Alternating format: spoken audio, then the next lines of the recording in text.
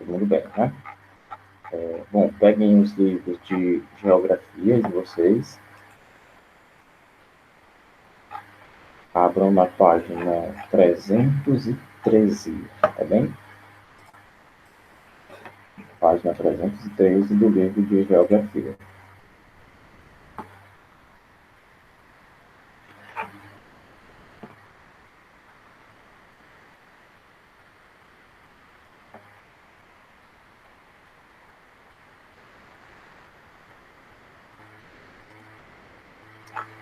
Bom, passando aqui essa primeira figura que a gente já tinha visto, da geopolítica da Guerra do Paraguai, e o texto sobre a Guerra do Paraguai em si, vamos continuar aqui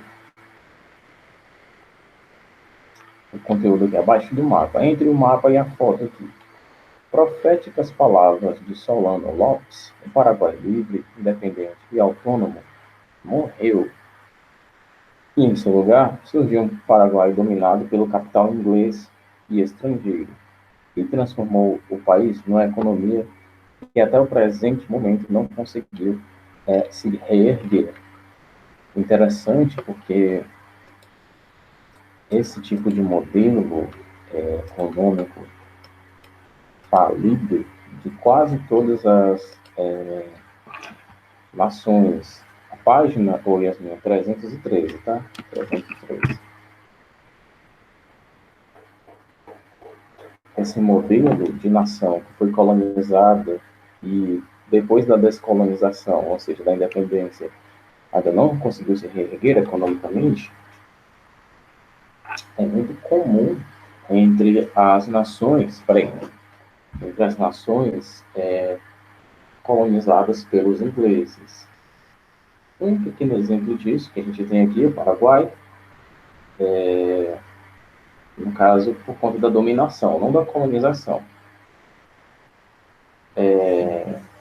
A Índia, outro, Jamaica, outro, o Haiti, vários outros países que não conseguiram se reerguer depois desse processo de independência, por conta desse aprisionamento econômico causado pelo capital inglês.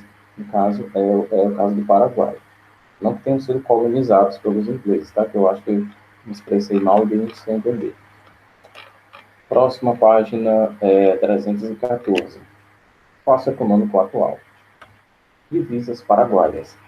Até hoje, a economia paraguaia ainda depende da produção de gêneros agropecuários, como o algodão, o café, o milho e a soja, cultivados principalmente na região oriental, além do extrativismo do quebracho e da pecuária extensiva, realizada na região do Grande Chaco. Outra fonte de divisas é a comercialização de produtos industriais de baixa qualidade, contrabandeados para diversos países do Mercosul. Atividade ilegal, mas que gera diversos empregos para a população local. Atualmente, grande parte da sua produção agropecuária é exportada para os países do Mercosul, fato que vem incentivando um leve crescimento da economia paraguaia. Também tem comércio, ou melhor, tem no comércio a energia gerada pela hidrelétrica de Itapuí, grande fonte de rendimentos entre Paraguai e Brasil.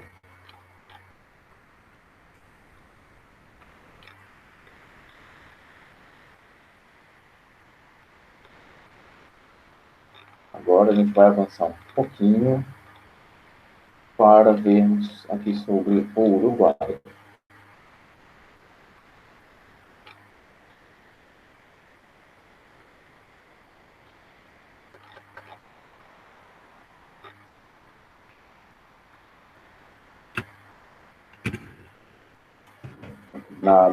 Ou melhor, na 315. O Uruguai é o menor. Espera meus óculos aqui.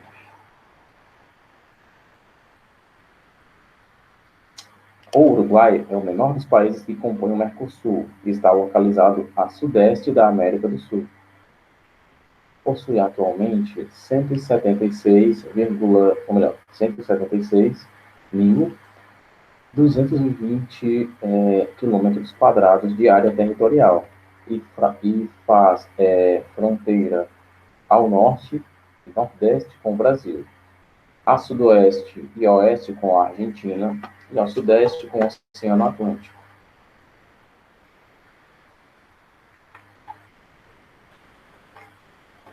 Sudeste e sul, né?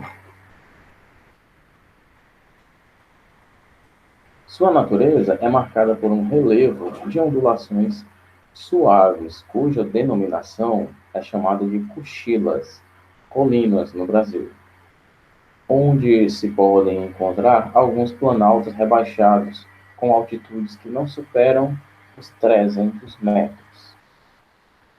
O relevo é uruguaio.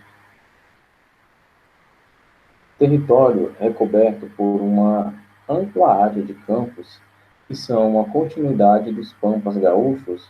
O ambiente uruguaio é abraçado pelo clima subtropical na área limítrofe, aliás, com o Brasil, e pelo clima temperado no restante de seu território, cujas temperaturas são baixas no inverno e com chuvas bem distribuídas ao longo do ano, e alimentam uma rede de drenagem. Os principais rios são o Uruguai, fronteira natural com a Argentina, e o Negro, que corta o território nacional em sentido nordeste e sudeste. Sobre colonização. A banda oriental do Rio da Prata, aliás, da região na época colonial, era ocupada antes da chegada dos europeus pelos índios Guaranis, aliás, e Charruás, único grupo a dominar a arte de montaria de cavalos. Montaria em cavalos, aliás. Os espanhóis perceberam a aptidão natural da região. Percebendo, aliás, a aptidão natural da região, introduziram a criação do gado bovino para ocupá-lo efetivamente. Progressivamente, deixa eu ajeitar minhas costas aqui, tá? Muita dor nas costas.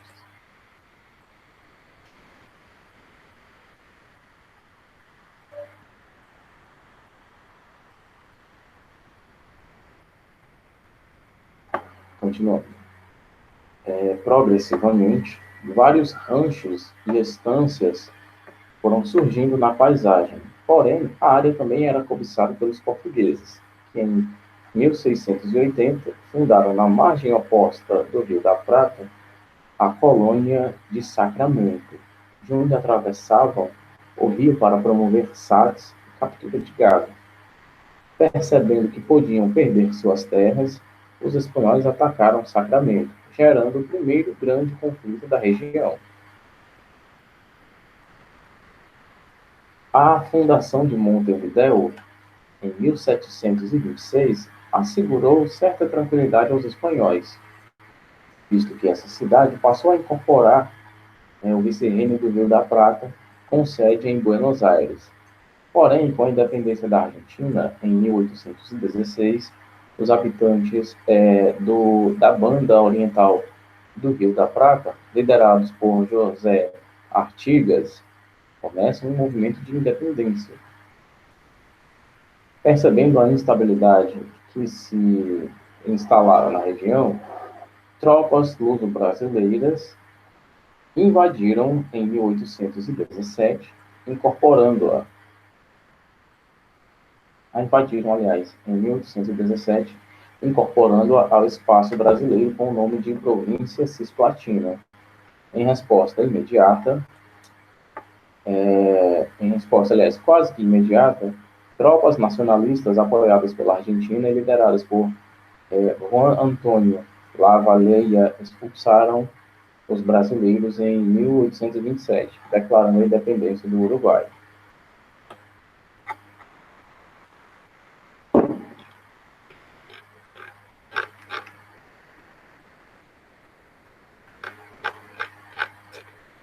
Continuando. O mais europeu país da América Latina. A atual população uruguaiana, aliás, Uruguaiana é uma cidade. Uruguaia é de aproximadamente 3.431.555 habitantes. Apresenta um crescimento populacional extremamente baixo, em uma distribuição equilibrada, uma vez que a maior parte da população se concentra na capital. O norte do país possui um povoamento muito baixo.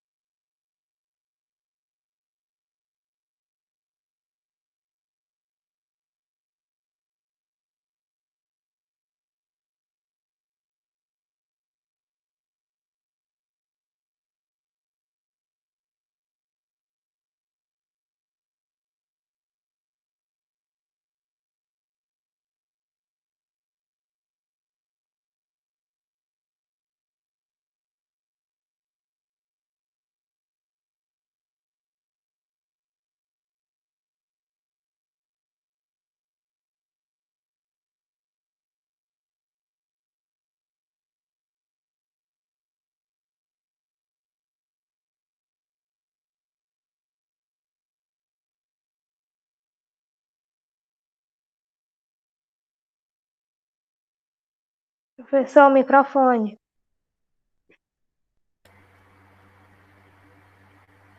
Foi mal. Não tinha me atentado a isso. Eu devia estar falando aqui, e não saiu nada, né? Bom, basicamente eu estava falando aqui nesse parágrafo aqui abaixo dessa foto da capital do Uruguai, dos padrões de vida, aliás, do padrão de vida da população uruguaia, que tem um índice de desenvolvimento humano bem elevado, boa expectativa de vida, baixa mortalidade infantil e a taxa de alfabetização supera os 98%. Sempre importante lembrar, o índice de desenvolvimento humano, o IDH, vai de 0 até 1, tá? 0, 0,001, 0,002, até o dígito 1. Espaço econômico e tradição. A pecuária. A base da economia do Uruguai é a mesma desde o período colonial. A criação de gado, pecuária, na forma extensiva, onde, além da carne, exportam couro e lã de ovelha. As exportações de carne e lã fizeram, ao longo dos anos, o Uruguai atingir o elevado padrão de desenvolvimento social, visto que os lucros conseguidos com essas atividades foram investidos na saúde e educação, criando uma pequena Europa dentro da América. Devemos salientar que fazem parte das exportações uruguaias o trigo, a soja, o arroz e o milho.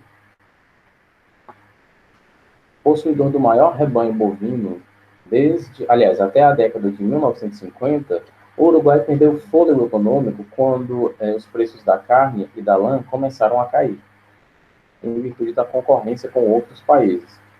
Atualmente, a já chamada Suíça da América do Sul resiste ao tempo e vem encontrando no comércio com membros do Mercosul uma alternativa para reviver os tempos de outrora. Ou seja, diferente de outros países, né, como por exemplo o Paraguai, o Uruguai tem um bom desenvolvimento, sendo comparado até mesmo com os países europeus. Colômbia. Colômbia a coisa vai ser um pouquinho diferente. Página 319, tá? A descoberta das terras da atual Colômbia aconteceu em 1499, quando o navegante italiano Américo Vespúcio, a serviço da Espanha, aportou, junto com os castelhanos Alonso de Ojeda, né, e Juan de la Costa, aliás, na península de Guaíra, no Mar do Caribe. Dessa região, penetrou o Golfo da Venezuela, chegando até o Lago Maracaibo. Nessa época, a região fazia parte da Venezuela atual. Hoje, as terras colombianas possuem 1.141.750 quilômetros quadrados de extensão. País andino, a Colômbia limita-se com a Venezuela a oeste, com o Oceano Pacífico, ao sul com o Equador e o Peru, e ao norte com o Mar do Caribe, com o Brasil a sudeste. Com aproximadamente 49 milhões de habitantes, Colômbia apresenta a segunda maior população da América do Sul, e está mais concentrada na sua porção litorânea e na Cordilheira dos Andes, principalmente nas grandes cidades de Bogotá, que atualmente possui 7 milhões de habitantes, 7,6. Ali, com os atuais 2 milhões e 700 mil pessoas, e Medellín, que conta com 2 milhões e 400 mil de habitantes. A região das planícies orientais compreende mais da metade da área territorial do país, possui apenas 3% do total da população colombiana. Como normalmente ocorre em outros países andinos, a maior parte da população colombiana é constituída, aliás, de euro-ameríndios, que constituem cerca de 58% do total de habitantes. Abaixo, em quantitativo, encontramos os descendentes de espanhóis, com 20%, euro-africanos com 14%, aliás, euro-africanos com 14%, ameríndios 1% e 3% de outras etnias. O país de economia agroindustrial, a Colômbia, tem no petróleo e no carvão mineral, além de outros minerais, seus principais produtos de exportação, junto com a agricultura tropical em grandes latifúndios, constituem mais de 50% do PIB nacional. Dentre os produtos agrícolas, podemos destacar o cacau, o café, a cana-de-açúcar, a banana e o algodão, além do milho, cuja maior parte da produção é voltada para atender as necessidades do mercado interno. Deixa eu ver quem está presente aqui, mas eu não fiz a frequência, né?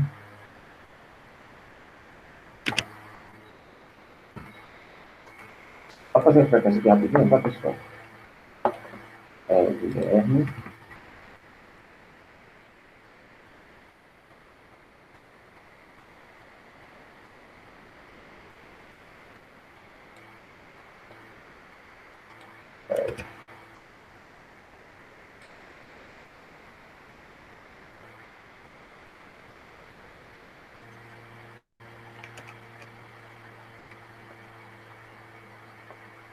Vamos lá.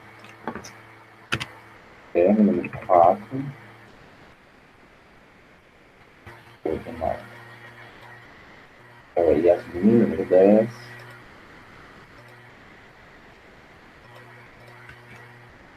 Depois, a Olivia. Depois, Maria Isabelle.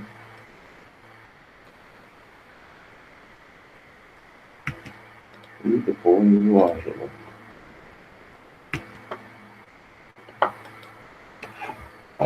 Continuando. Quanto à atividade industrial, Colômbia está ainda aquém de outras economias da América Latina, apesar de apresentar certo desenvolvimento, principalmente nos ramos, aliás, eu misturei ramo com petrolífero, principalmente nos ramos petrolífero, carboquímico, de alimentos e beneficiamento de minerais.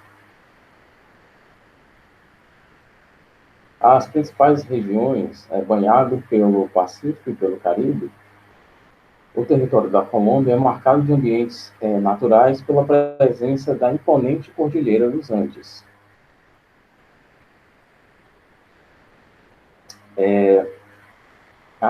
Da Cordilheira dos Andes, que cria uma espacialização natural subdividida em três regiões. La Costa. Este ambiente natural é subdividido em duas planícies. E não apenas duas planícies, duas planícies costeiras. As costas caribenhas, constituídas de largas planícies, onde o clima é tropical, subúmido. Esta região é uma das mais populosas do país e apresenta algumas das cidades turísticas mais importantes, em virtude das belas praias e do seu patrimônio colonial. Barranquilha, Rixacha, Santa Marta e Cartagena, transformada em Patrimônio Histórico da Humanidade pela Unesco, são entre as cidades mais importantes, que mais atraem, que mais atraem turistas ao longo do ano para o país, constituindo-se uma grande fonte de divisas. Nesta região, encontramos algumas áreas de savana e trechos da floresta amazônica, principalmente na fronteira com a Venezuela, na fronteira venezuelana. E as costas do Pacífico apresentam pequena largura em virtude da forte presença dos Andes, que, por vezes, chega até o mar. Possuem clima tropical, quente e úmido, com precipitações que podem que chegam a atingir 2.000 milímetros em média, o que propiciou a formação de uma vegetação de floresta do tipo tropical. A região andina, Cordilheira Ocidental e Cordilheira Central, também a Cordilheira Oriental. A Cordilheira Ocidental, localizada nas proximidades do Oceano Pacífico, com altitudes que superam os 3 quilômetros. Cordilheira Central, localizada entre os vales dos rios, Cauca e Madalena, principais rios do país, apresentam um clima frio e algumas das principais cidades do país, como Medellín, Manizales, Pereira e Armênia.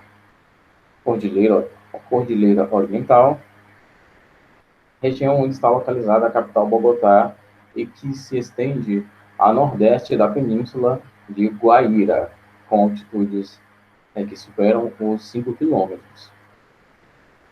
Nestas áreas, encontramos, de acordo com a altitude, climas que vão desde o subtropical até o frio de montanha, passando pelo temperado e presença de geleiras nos picos das montanhas mais elevadas. Geleiras eternas até.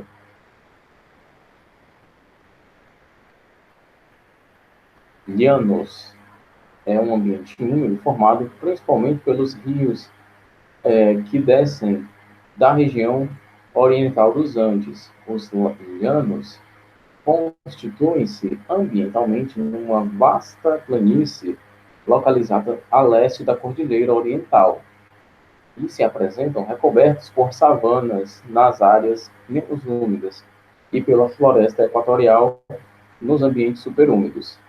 Compreendem mais de 50% de todo o território nacional, porém apresentam uma baixa densidade demográfica. Sobre conquista do espaço. Após a chegada em terras colombianas, os conquistadores espanhóis tiveram que vencer a forte resistência dos índios caraíbas, verdadeiros donos da terra litorânea. Dominados, aliás, os nativos, os espanhóis fundaram Cartagena, aliás, e passaram a incursionar pelas regiões dos Andes, onde se depararam com os Chibchas, habitantes nativos que também opuseram uma ferrenha resistência. Com a força das armas, os espanhóis dominaram os nativos e fundaram a cidade de Santa Fé de Bogotá, a atual capital do país. Foram anos de miscigenação e introdução de várias culturas do tipo plantation, por meio da qual plantavam fumo e algodão com o objetivo de exportar. Poucos anos depois, foram encontradas na região jazidas de minerais preciosos, como esmeralda, ouro e prata, tornando-se uma das mais promissoras do Império Espanhol na América. Essas riquezas produziram na coroa uma crescente sede de lucros, que acarretou na elevação de impostos e, em consequente, insatisfação, fazendo os próprios colonos espanhóis se rebelarem e, em 1781, detonarem um movimento de independência, que foi fortalecido pela ajuda de Simão Bolívar em 1819.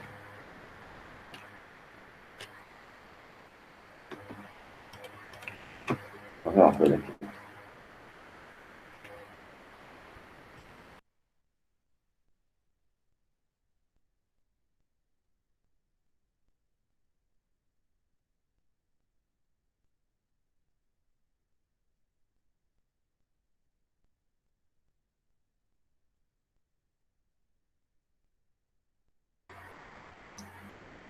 Com a independência, foi criada a Grande Colômbia, que era constituída dos atuais territórios da Colômbia, do Equador, da Venezuela e do Panamá. A Grande Colômbia já estava, entretanto, fadada ao esfalecimento em virtude das disputas regionais internas e dos interesses dos interesses estratégicos dos Estados Unidos, que incentivaram uma revolta na região norte para criar um novo país, o Panamá, e assim construir um canal ligando o Pacífico ao Caribe, e da Inglaterra, que incentivou o separatismo, criando o Equador.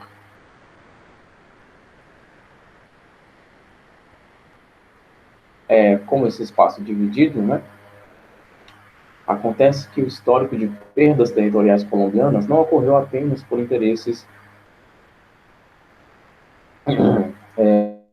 políticos internos e externos, e, como vimos, acarretaram a criação de outros países. Literalmente, né, a gente pode falar que esse tipo de divisão aconteceu em outras regiões também, tanto antes como depois da independência do país, como a gente pode destacar no caso dos Estados Unidos, que se tornaram independentes e depois começaram seu processo de expansionismo.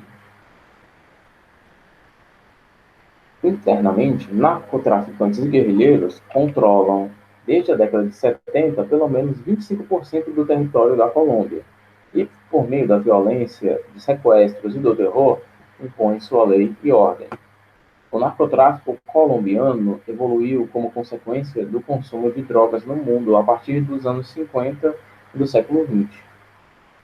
Utilizando pequenos agricultores insatisfeitos com o governo e as oligarquias, algumas organizações legais passaram a estimular o plantio de um vegetal nativo da Colômbia e do Peru, descoberto pelos Incas, ilegalmente consumido em virtude de suas características terapêuticas e nutritivas. A coca é uma planta arbustiva que era considerada sagrada pelos nativos dos Andes e tradicionalmente é mastigada ou consumida na forma de chá. Contudo, a partir do século XVIII foi desvendado o seu princípio ativo. Criou-se a possibilidade de transformá-la numa potente droga estimulante.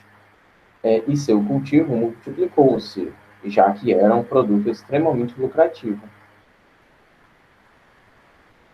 Rapidamente, ao longo da segunda metade do século XX, algumas organizações legais passaram a estimular a produção de coca, fazendo com que uma parte significativa dos pequenos agricultores colombianos e de outros países, como o Peru e a Bolívia, abandonassem os cultivos tradicionais de feijão, milho e laranja para se dedicar à plantação desse vegetal. De planta andina sagrada, a coca virou cocaína, como eu acredito que vocês estavam deduzindo, uma das drogas mais potentes e consumidas no mundo contemporâneo. Atualmente, estima-se que pelo menos 90% do cultivo desse arbusto seja destinado à produção de cocaína e que aproximadamente 1.300.000 pessoas estejam envolvidas diretamente no seu plantio. Para proteger o plantio e organizar a produção e comercialização da cocaína, surgiram gigantescos cartéis, cujos mais importantes são os de Medellín e Cali, e repartiram o espaço colombiano de acordo com seus interesses. Hoje, a produção e os cartéis da coca são combatidos não só pelo governo colombiano, mas por várias instituições e países que têm o objetivo de livrar o planeta de um de seus principais males, o narcotráfico.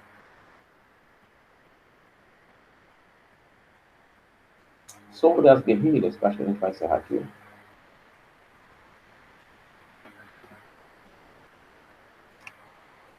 Vamos lá. A história política da Colômbia, como a dos demais países da América Latina, sempre foi muito conturbada. Da independência, em 1819, ao fim da Grande Colômbia, em 1830, aconteceram pequenos conflitos internos entre as oligarquias que disputavam o poder político. Nesse contexto, dois partidos políticos são criados, o liberal e o conservador, em 48 e 49, respectivamente. Rivais politicamente, esses partidos se revezavam no poder entre 49 e 54. Contudo, as disputas entre ambos sempre resultavam em violência. Os casos mais extremos ocorreram na Guerra dos Mil Dias, entre 1899, aliás, e 1902, e na chamada La Violência, aliás, conflito sangrento motivado pelo assassinato do líder liberal Eliezer Gaitán, e em que aproximadamente 700.000 pessoas morreram. Insatisfeita, uma parte da população colombiana, principalmente a camponesa, começou a organizar-se em torno de ideais comunistas inspirados na Revolução Cubana. Na região de Marquetalia, o camponês Manuel Marulanda liderava um pequeno grupo de camponeses para confrontar o poder das oligarquias liberal e conservadora. Essa crescente onda esquerdista acabou usando os antigos rivais liberais e conservadores, o que resultou num acordo em 1954, cujo objetivo era combater a organização dos camponeses, pobres e operários. O perigo comunista, como diziam os Estados Unidos, fez com que os Estados Unidos se assombrassem aos liberais. Aliás, assombrassem não, perdoe, associassem aos liberais e conservadores colombianos, por meio da implantação do Plano Laço, Latin American Security Operation, Operação de Segurança da América Latina, um projeto estadunidense com o objetivo de barrar o crescimento dos movimentos esquerdistas na América. Rapidamente, a Marinha norte-americana, a Força de Fuzileiros Navais dos Estados Unidos, invadiram o território colombiano e passaram a caçar o grupo de Marulanda e todos os que manifestassem ideias comunistas.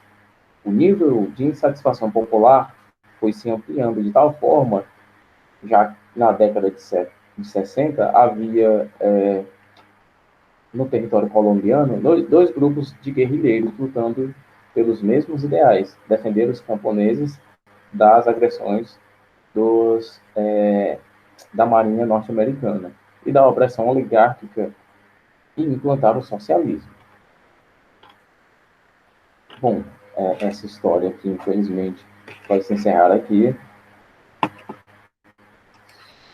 Deu a nossa hora, certo? Eu vou deixar só essa literatura final aqui até a página 329 para vocês. E nós ficamos por aqui, tá bem, pessoal? A gente se vê amanhã com produção textual. Ficamos por aqui. Até mais, meus queridos.